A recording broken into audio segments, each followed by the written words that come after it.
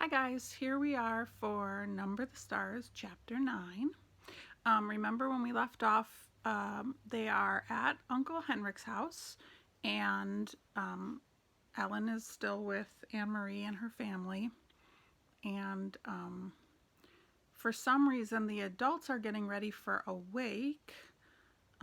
They're clearing the living room to bring in the coffin, and they're saying that the person that died was Great Aunt Berta. And Anne-Marie kind of knows that that's not really true because they don't have a Great Aunt Berta. She feels like she would know that if they did.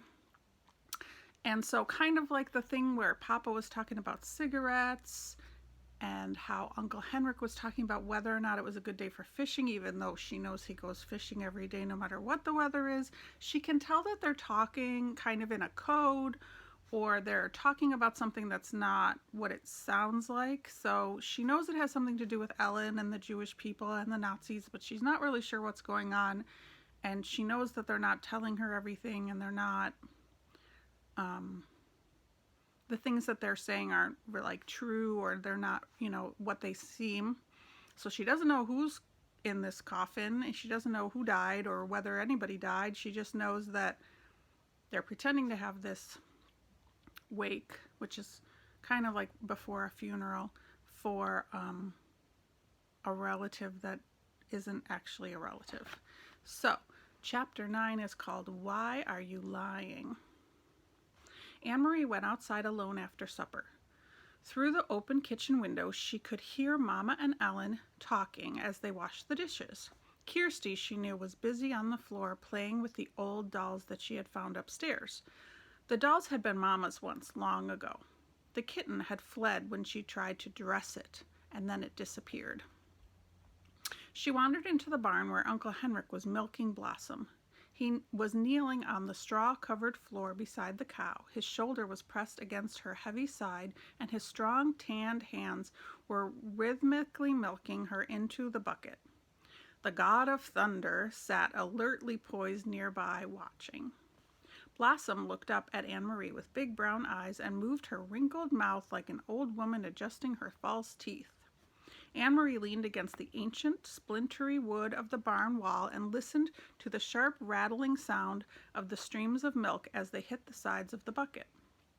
Uncle Henrik glanced over at her and smiled without pausing the rhythm of his milking, but he didn't say anything.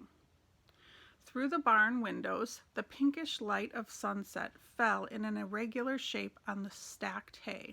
Flecks of dust and straw floated there in the light. Uncle Henrik, Anne-Marie said suddenly. Her voice was cold. Why are you lying to me, you and Mama both?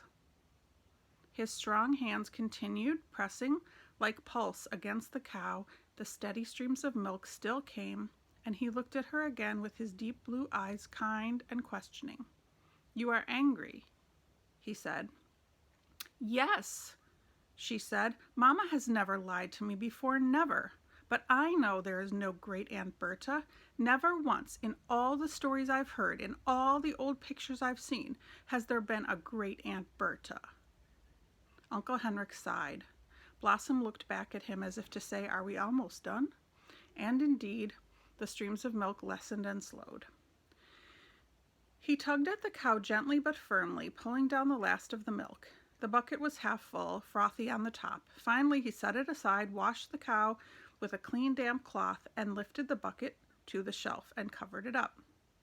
He rubbed the cow's neck affectionately, and at last turned to Anne-Marie, wiping his own hands. How brave you are, little Anne-Marie, he asked suddenly. It's how brave are you, little Anne-Marie, he asked suddenly. She was startled and confused. It was a question she did not want to be asked. When she asked it of herself, she did not like her own answer. I'm not very brave, she confessed, looking at the floor of the barn.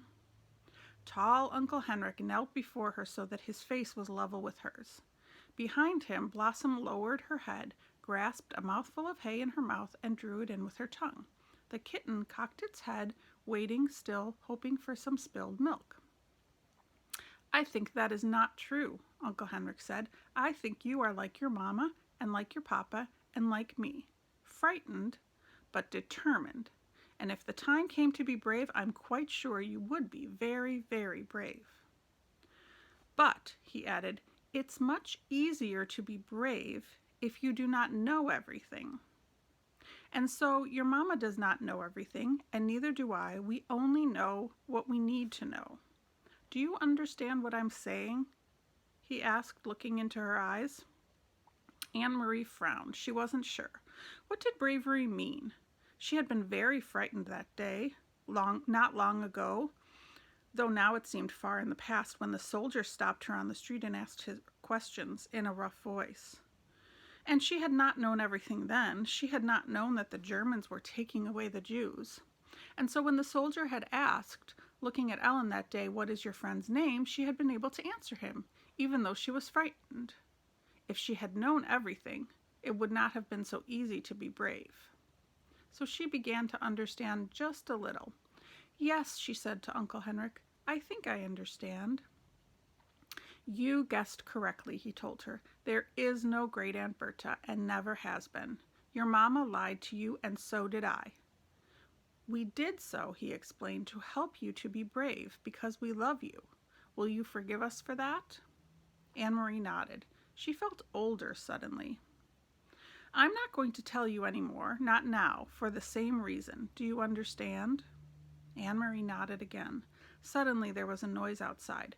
Uncle Henrik's shoulders stiffened. He rose quickly and went to the window of the barn and looked into the shadows. Then he turned back to Anne-Marie. It's the hearse, he said. A hearse is the long kind of car that holds the coffin. That's a hearse. It is great Aunt Bertha, who never was, he said, smiling wryly. And so, my little friend, it is time for the night of mourning to begin. Are you ready? Anne-Marie took her uncle's hand, and he led her from the barn. So before I finish reading, I just want to make sure you kind of understood. If we were in class together, we would be talking about this, about how Uncle Henrik's point is that it's easier to be brave if you don't know everything. So I'm sure you can kind of you can understand a situation maybe that you've been in where you did something and you didn't know how dangerous it was. And so if you don't know how dangerous it is, then you're not that scared. But if you know how dangerous it is, if you've seen someone get hurt that way, or if you've heard lots of scary stories about it, then suddenly you're not as brave anymore, right? Like if you just watched a scary movie about a monster in a basement, and then your mom says, please go in the basement and get something, you're going to be really scared. Whereas if a little kid never heard anything scary about basements and didn't know anything ever bad happened in a basement, then he wouldn't be that scared to go down there. So what they're saying to Anne-Marie is they need her to be brave. They need her to, continue to answer soldiers if they show up, or, do follow along with the plans of the adults bravely, but they're afraid that if they tell her all the details and all the scary, dangerous things that are happening, that she won't be able to be quite as brave as she is if she knows everything. I hope that makes sense, but that's what Uncle Henrik was trying to say. So here's the rest of the chapter. The gleaming wood casket rested on the supports in the center of the living room and was surrounded by a fragile, papery flowers that Anne-Marie and Ellen had picked that afternoon. Lighted candles stood in the holders on the table and cast a soft flickering light. The hearse was gone, and the solemn-faced men who had carried in the casket had gone with it, after speaking quietly to Uncle Henrik. Kirsty had gone to bed reluctantly, complaining that she wanted to stay up with the others, and that she was grown up enough, and that she had never before seen a dead person in a closed-up box, and that it wasn't fair. But Mama had been firm, and finally Kirsty, sulking, had trudged upstairs with her dolls under one arm and the kitten under the other. Ellen was silent and had a sad expression. I'm so sorry your Aunt Bertha died, Anne-Marie heard her saying to Mama, who smiled sadly and thanked her. Anne-Marie had listened and said nothing. So now I too am lying, she thought, to my very best friend. I could tell Ellen that it's not true, that there is no great Aunt Bertha. I could take her aside and whisper the secret to her so that she wouldn't have to feel sad for us. But she didn't. She understood that she was protecting Ellen the way that her mother had protected her. Although she didn't understand what was happening or why, she didn't know why the casket was there or who was in it, but she did know it was better and safer for Ellen to believe that it was Great Aunt Berta. So she said nothing. Other people came in, and as the night sky drew darker, a man and a woman, both of them dressed in dark clothing, the woman was carrying a sleeping baby. They appeared at the door, and Uncle Henrik gestured them inside. They nodded to Mama and to the girls, and they went, following Uncle Henrik, to the living room and sat down quietly.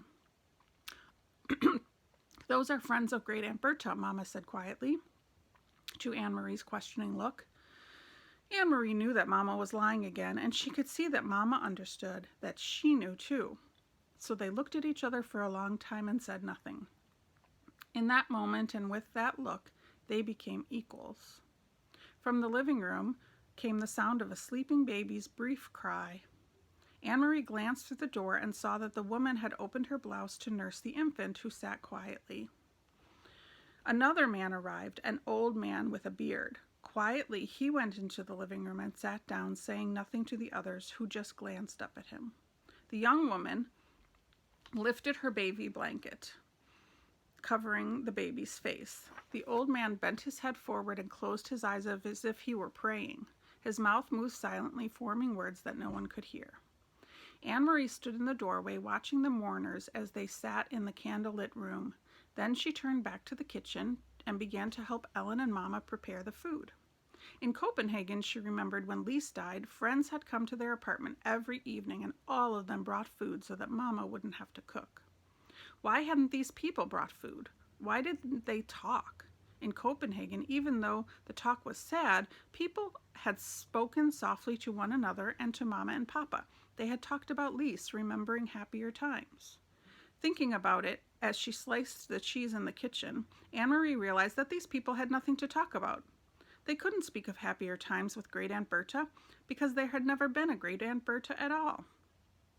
Uncle Henrik came into the kitchen. He glanced at his watch and then at Mama. "It's getting late," he said. "I should go to the boat." He looked worried. He blew out the candle so that there would be no light at all and opened the door. He stared beyond the gnarled apple tree into the darkness. "Good, here they come," he said in a low, relieved voice. "Ellen, come with me." Ellen looked questioningly at Mama, but she nodded. "Go ahead, go with Henrik," she said. Anne-Marie watched, still holding the wedge of cheese in her hand, as Ellen followed Uncle Henrik into the yard.